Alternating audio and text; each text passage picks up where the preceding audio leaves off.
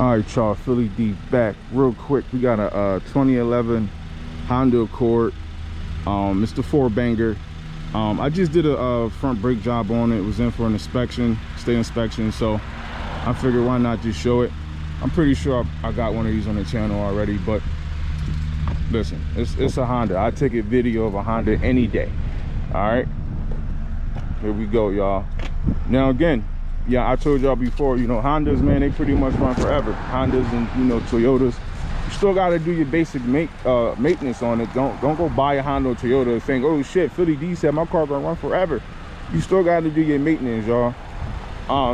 But yeah, clean car, y'all. I'm gonna make this real quick. But yeah, I did the front brakes on it. This car ready to run for another who knows how many thousands of miles, but it's in pretty good shape, so this car gonna be good to go. But yeah, y'all, like, comment, subscribe, and I'll check you on the next one.